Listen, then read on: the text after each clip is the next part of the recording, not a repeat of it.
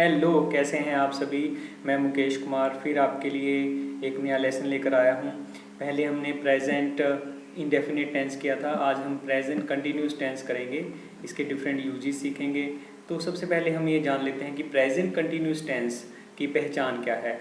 तो इसकी पहचान होती है रहा है, रही है, रहे हैं। यानी जिन वाक्यों के अंत में ये आता है रहा है, रही है और रहे हैं, उसको हम प्रेजेंट कंटिन्यूस टेंस कहते हैं।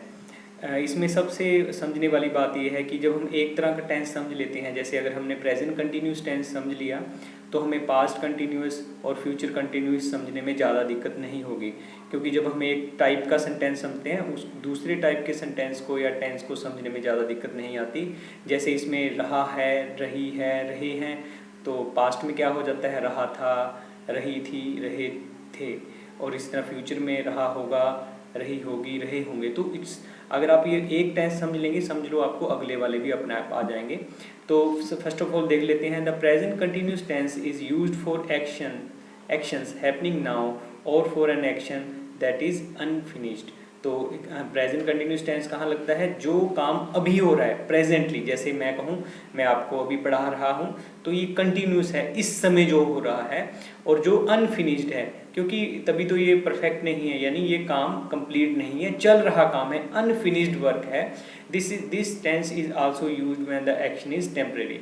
तो टेम्परेरी एक्शन के लिए भी ये टेंस यूज होता है। आगे हम धीरे धीरे समझेंगे कि किस तरह से इस टेंस का यूज होता है। जैसे इसने कहा कि ये कौन सा होता है, on the time of speaking, जब बात की जा रही है उस समय जो होता है। स्पेसिफिकली इसमें इसके और यूजेस भी हैं, लेकिन स्पेसिफिकली जो जिस समय आप बोल रहे हैं उसी समय का एक्शन की अगर बात हो तो प्रेजेंट कंटिन्यूस टेंस हम यूज़ करते हैं। आगे देखते हैं।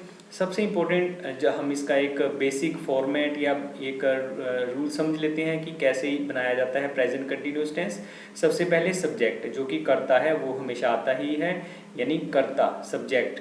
उसके बाद एम इज आर, इन तीनों में से हेल्पिंग वर्ब्स में से कोई एक लगेगी अकॉर्डिंग टू द सब्जेक्ट। ये बात हमने समझनी है, जो सब्जेक्ट है उसके अकॉर्डिंगली एम इज आर लगेगा, वर्ब की फर्स्ट फॉर्म लगेगी और उसके साथ क्या लगेगा, आईएनजी। ये सिंपल सी बात आपने याद रखनी है कि कंटिन्यूस टेंस में एम इज आर लगेगा और वर्ब की first form plus ING. Object और सब्जेक्ट तो हमने सभी टेंसेस में सीखे ही हैं। तो ऑब्जेक्ट मतलब कर्म कि वो क्या कार्य कर रहा है। तो फर्स्ट एग्जांपल पे फिट करके देखते हैं इसको। आई, तो आई के साथ एम आता है प्रेजेंट कंटिन्यूस टेंस में।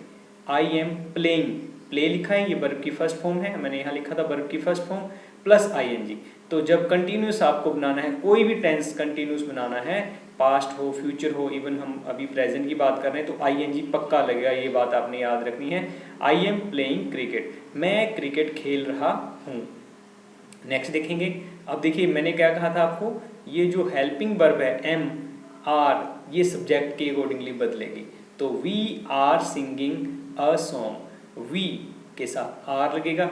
देखिए इसमें समझने वाली बात यह है कि जब एक बार आप इसका कॉन्सेप्ट समझ जाएंगे, बार बार ऑटोमेटिकली आप सही जो हेल्पिंग वर्ब है लगाएंगे यहाँ पे। We are singing a song, फिर दोबारा देख लेंगे, सिंग वर्ब की फर्स्ट फॉर्म है और इसके साथ हमने क्या लगा दिया, आईएनजी। तो singing, we are singing a song, हम गाना गा रहे हैं, तो वर्ब की first form plus ING.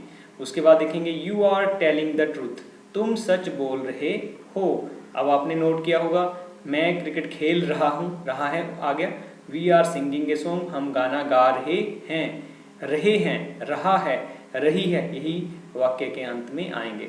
You are telling the truth, तुम सच बोल रहे हो। अब टेल के साथ आईएनजी लग गया, तो यानी कि वर्ब की first form plus ING. They are coming here from Chandigarh, वे चंडीगढ़ से यहाँ आ रहे हैं। तो ये आप यहाँ नोट कर लेंगे, मैंने लिखा कमिंग, COM। जिन हेल्पिंग जो वर्ब है, रेगुलर वर्ब है, उसके बाद में ई लगा होगा तो ई हमेशा कटेगा, आप याद रखेंगे। कमिंग, जैसे पहले हमने टेल के साथ आईएनजी सीधा लगा दिया, सिंग के साथ लगा दिया, प्ले के साथ लगा दिया, लेकिन आप हमेशा याद रखेंगे, ये बच्चे नॉर्मली गलती करते हैं कि जो ई है यहाँ पे ई कट कर आईएनजी आ जाएगा। They are coming here from Chandigarh, तो हमेशा ही जैसे मेक, MAKE, ई कटेगा और आईएनजी लग जाएगा।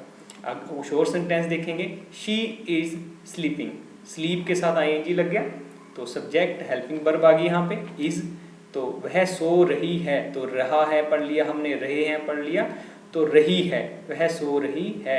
It is raining heavily, raining के साथ हमने आईएनजी रेन के साथ लगा दिया, बहुत बारिश हो रही है। Naman is praying at the moment, Naman pray कर रहा है। देखिए रहा है बनाने के लिए हमने आईएनजी लगाना है, praying. He is talking to his teacher, talk के साथ हमने क्या लगाया, आईएनजी। तो मैंने पहले भी बताया आपको, जो सब्जेक्ट है उसके अकॉर्डिंगली हेल्पिंग वर्ब लगेगी। आगे हम इसको डिटेल में भी समझेंगे। He is talking to his teacher, वह अपने टीचर से बात कर रहा है।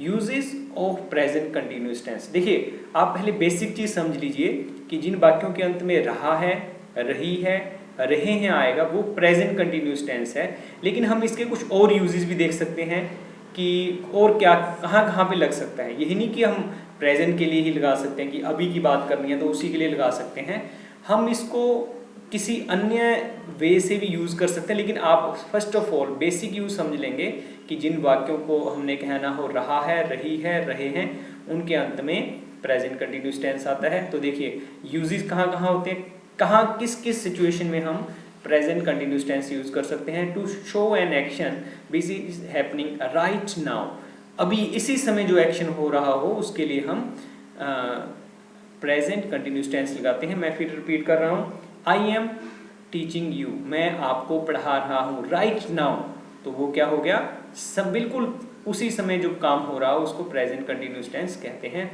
ही इज रनिंग, तो ही इज रनिंग, रनिंग के साथ एक और एन लग जाता है इसमें, रनिंग। तो कुछ वर्ड्स ऐसे हैं जिसमें एक एक्स्ट्रा जो लेटर है वो ऐड करना पड़ता है। ही इज रनिंग, वह दौड़ रहा है, इसी समय दौड़ रहा है।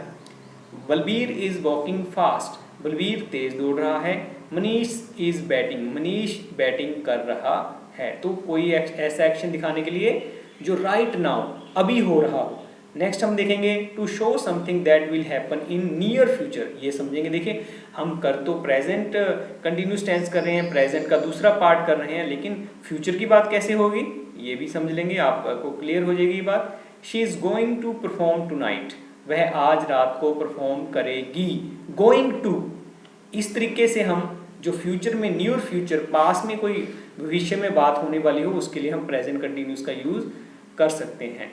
तो नेक्स्ट देखें, Yatin is visiting the library today, Yatin आज लाइब्रेरी विजिट करेगा, यानी कि ये फ्यूचर के लिए हो गया, यानी यतिन लाइब्रेरी आज विजिट कर रहा है, यानी कहने का मतलब फ्यूचर के लिए कि कोई काम फ्यूचर में होना, उसके लिए भी हम कंटिन्यूस टेंस लगा सकते हैं। He is going to win tomorrow, अब देखो कल की बात है, अब हम अभी से स्पेकुलेशन कर रहे हैं, वो कल जीत रहा है, यानी कि बोलेंगे हम ऐसे ही, लेकिन हम फ्यूचर के बारे में भी प्रेजेंट कंटिन्यूस के तरफ से बात कर सकते हैं। They are planning to contribute for the flood victims, वो फ्लड विक्टम्स की हेल्प के लिए कंट्रीब्यूट, पैसे इकट्ठे करने की बात कर रहे हैं फ्यूचर के लिए। तो अगर फ्यूचर की कोई बात दर्शानी हो तब हम कंटिन्यूस टेंस का भी यूज कर सकते हैं। आपने देख लिया। आगे है things happening at the time of speaking, ये बात मैंने पहले ही करी है अभी थोड़ी देर पहले कि जिस समय हम बात कर रहे हैं उसी समय की बात के लिए भी प्रेजेंट कंटिन्यूस टेंस यूज होता है। Neena is completing her homework, इसी समय वर्क, नीना अभी अपना होमवर्क कर रही है। They are eating lunch right now, वे अभी दोपहर का खाना खा रहे हैं। आई एम वॉकिंग, मैं चल रहा हूँ, मैं वॉक कर रहा हूँ।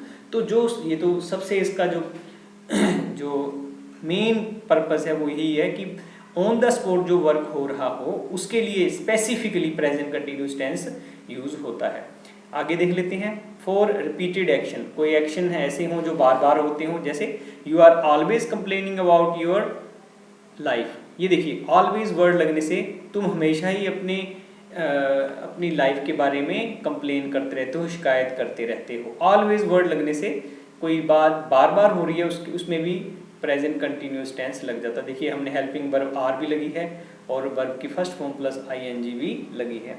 Her mother for ever misplacing her purse, उसकी मदर हमेशा अपना पर्स गुम करती रहती है, यानी कि है तो ये प्रेजेंट कंटिन्यूस का यूज हो रहा है, लेकिन इसको हम रिपीटेड एक्शन की जो बात बार बार हो रही है उसके बारे में भी हम प्रेजेंट कंटिन्यूस टेंस लगा सकते हैं। Tarun is constantly disturbing the class, Tarun लगातार क्लास को डिस्टर्ब करता है या कर रहा है। तो यानी कि कोई रिपीटेड हैबिट और एक्शंस के लिए भी हम प्रेजेंट कंटिन्यूस टेंस का यूज कर सकते हैं। अब आगे देखेंगे, to speak about current trends, कोई जो करंट ट्रेंड्स चल रहे हो उसके बारे में अगर हमने लिखना हो तो हम प्रेजेंट कंटिन्यूस टेंस का यूज कर सकते हैं। Online transactions are going popular these days, online transaction आजकल पॉपुलर हो रही हैं, मतलब नॉर्मल यूज में आ रही हैं। Human average age is dropping constantly, एक आदमी, एक मनुष्य की एज जो एवरेज एज है, औसत आयु है, वो लगातार कम हो रही है। तो हम एडवर्ब्स लगा के उसको किस तरह से उसको करंट ट्रेंड्स के बारे में बात कर सकते हैं। यानी ऐसा तो कुछ नहीं जो ऑन द स्पॉट हो रहा है, लेकिन जो काम चल रहा है, जो कोई बात हो रही है, जो ट्रेंड्स हैं उनके बारे में, जो चल रहे हैं, जो नई चीज़ें चल रही हैं उसके बारे में हम ये जो प्रेजेंट कंटिन्यूस टेंस लगा सकते हैं। Today most people are using mobiles commonly as compared to past, आजकल लोग कॉमनली मोबाइल यूज़ कर रहे हैं पास्ट के, भूतकाल के मुकाबले। उसके बाद हम कहेंगे for planned action in future, कोई प्लान्ड एक्शन है जो कल होना है या कुछ बिल्कुल नियर फ्यूचर में होना है, उसके लिए भी हम प्रेजेंट कंटिन्यूस टेंस लगा सकते हैं। एकम is living for England tomorrow, देखो वो जा तो कल रहा है, लेकिन हम कह रहे हैं एकम कल इंग्लैंड जा रहा है, यानी कि होना वो फ्यूचर में है, लेकिन प्रेजेंट कंटिन्यूस टेंस को हमने जो इसकी बेसिक नेचर देखी कि जो on the time of speaking बात हो रही हो, लेकिन फ्यूचर के लिए भी हम लिख सकते हैं जब हम उसमें टाइम मेंशन करते हैं। तो टाइम मेंशन करने से उसमें फ्यूचर का एक कंपोनेंट आ जाता है, फ्यूचर में वो उसको यूज कर सकते हैं। Guest are arriving at 1 o'clock in the afternoon, guest दोपहर को 1 बजे आ रहे हैं, वो फ्यूचर में बात होनी है, लेकिन हम प्रेजेंट कंटिन्यूस के थ्रू उसका जो मेंशन है उसको कर सकते हैं। He speaking at the rally this morning, वो इस समय रैली में बोल रहा है।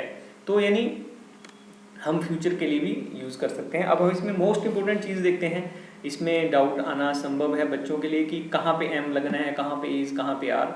तो यहाँ देखिए आई के साथ एम आएगा, ही शी इट नेम के साथ इज आएगा। कहीं भी आपको ही मिल जाए, शी मिल जाए, इट मिल जाए, कोई नाम मिल जाए, तो आप उसमें इज लगा देंगे और यू वी दे के साथ आपने आर लगाना है। तो ये मोस्ट इंपोर्टेंट जो आपको याद रखना है कि आई के साथ एम, ही शी इट के साथ नेम और यू वी दे के साथ आर लगाना है। अब हम इसमें देखते हैं कि अफर्मेटिव कैसे बनता है, नेगेटिव कैसे बनता है, इंटेरोगेटिव। ये बात तो हमें याद आ गई पहले से कि आई के साथ एम, मैं फिर रिपीट कर रहा हूँ दोबारा से, ही शी इट के साथ नेम और नेम के साथ इज, यू वी दे के साथ आर। तो अब हम देखते हैं कि अफर्मेटिव का क्या फार्मूला होता है, जो मैंने सबसे पहले डिस्कस किया। सब्जेक्ट एम इज आर लगेगा, वर्ब की फर्स्ट फॉर्म प्लस आईएनजी लगेगी, तो ये अफर्मेटिव हो गया। यानी आप कह सकते हैं साधारण वाक्य अफर्मेटिव। अफर्मेटिव मतलब जो अफर्म करते हो किसी बात के लिए, यस कर रहे हो, यानी ना तो उसमें क्वेश्चन मार्क होता है, ना ही उसमें नेगेटिविटी होती है, नकारात्मकता और प्रश्नात्मक ऐसे वाक्य नहीं होते, उनको बोलते हैं अफर्मेटिव। तो इसमें सब्जेक्ट आएगा, एम इज आर में से कोई एक हेल्पिंग वर्ब आएगी प्लस वर्ब की फर्स्ट फॉर्म आएगी और आईएनजी, तो आपको पता ही है। उसके बाद नेगेटिव बनाने के लिए बहुत सिंपल है, एम इज आर के बाद नोट आ जाएगा। फॉर एक जनरल नेचर के लिए सभी सेंटेंस जितने भी टेंस है उसमें यही होता है, जब सबसे पहले सब्जेक्ट होता है, उसके बाद हेल्पिंग वर्ब, उसके बाद वर्ब और उसके बाद जो ऑब्जेक्ट आता है, कर्म आता है। और इसी तरह नेगेटिव बनाने के लिए हेल्पिंग वर्ब के बाद आप नोट लगा दो, वो नेगेटिव बन जाएगा।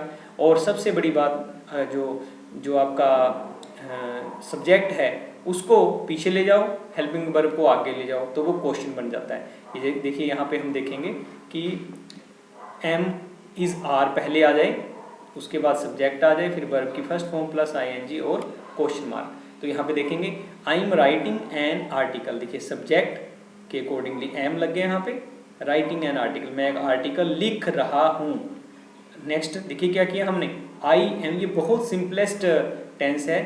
देखिए आई एम, एम के बाद हमने नोट लगा दिया और वो नेगेटिव बन गया, सिर्फ एक वर्ड लगाने की देर थी और वो नकारात्मक बन गया। Am I am not writing an article, मैं एक आर्टिकल नहीं लिख रहा हूँ। अब देखिए ये क्या किया हमने, हम ये जो हेल्पिंग वर्ब है इसको आगे ले जाइए।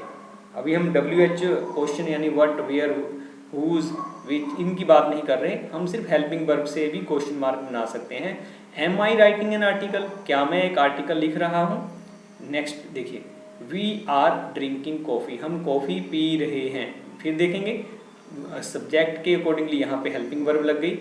वी आर के बाद हमने नोट लगा दिया तो वो नेगेटिव बन गया।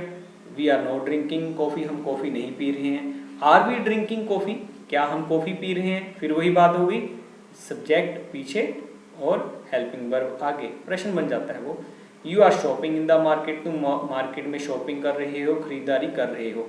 You are not shopping in the market, तुम मार्केट में, बाजार में शॉपिंग नहीं कर रहे हो, खरीदारी नहीं कर रहे हो। Are you shopping in the market, क्या तुम मार्केट में शॉपिंग कर रहे हो। तो आपने देखा कितना ईजी है, एक बार हमें जो इसका यूजेस समझ में आ जाए कि subject helping verb plus verb की फर्स्ट फॉर्म प्लस ING और हम ऑब्जेक्ट लगा देंगे साथ में, तो वो बन जाएगा अफर्मेटिव साधारण वाक्य। नेगेटिव के लिए हेल्पिंग वर्ब के बाद नोट, सिंपल सी बात है, और बाद में वर्ब की फर्स्ट फॉर्म प्लस ING, और क्वेश्चन मार्क बनाने के लिए हमेशा ही हेल्पिंग वर्ब को आगे ले जाएंगे। और इसमें सबसे बड़ी बात है कि एक मान लो अफर्मेटिव में अगर एम लग रहा है तो आगे भी वही लगेगा, इसमें कोई चेंजेस की कोई भी बात नहीं है, सेम वही आगे से आगे रिपीट होता है।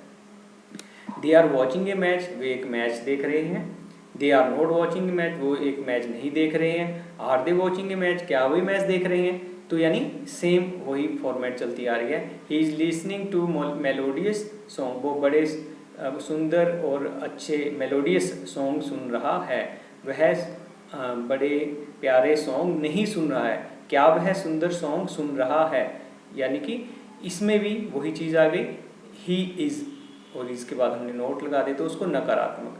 आगे है she is helping me to complete the task, वह मुझे ये काम पूरा करने के लिए मदद कर रही है। She is not helping me to complete the task, वह मुझे टास्क पूरी करने में मदद नहीं कर रही है। Is she helping me to complete the task, क्या वो मुझे टास्क पूरा करने में मदद कर रही है। इट इज़ परफॉर्मिंग वेल, कोई मशीन की बात कहें तो इट लगा देते हैं, ये अच्छा परफॉर्म कर रही है। यह अच्छा नहीं परफॉर्म कर रही है, it is not performing well. Is it performing well, क्या ये सही परफॉर्म कर रही है। Vinay is watching cricket, Vinay cricket देख रहा है। Vinay is not watching cricket, Vinay cricket नहीं देख रहा है। इज विनय वॉचिंग क्रिकेट, तो ये इसके बाद में भी क्वेश्चन मार्क आ जाएगा। तो आपने देखा कि जो प्रेजेंट कंटिन्यूस टेंस है, it is most easiest one, बहुत इजी है। अगर आप इसको एक बार समझ जाएंगे तो आप हर तरह का सेंटेंस लिख पाएंगे। तो आज के लिए इतना ही। ये जो वीडियो है इसके डिस्क्रिप्शन में आपको ये सारे जो वर्क है, ये टेंस जो मैंने आपके साथ डिस्कस किया, ये आपको मिल जाएगा। और इसके आई बटन में आपको जो आपके लेसन से रिलेटेड, इंग्लिश लेसन से रिलेटेड अन्य टॉपिक्स हैं, चाहे वो ग्रामर के टॉपिक्स हैं या इवन आपके जो लेटर राइटिंग है, personal letter writing, business letter writing और एप्लीकेशन, ये आपको इसके आई बटन क्लिक करने पर वो भी आपको वीडियोस मिल जाएंगी। आप सभी का वीडियो देखने के लिए बहुत बहुत धन्यवाद। मिलते हैं अगले ही किसी वीडियो में नए टॉपिक के साथ, तब तक के लिए सभी का बहुत बहुत धन्यवाद। Thank you.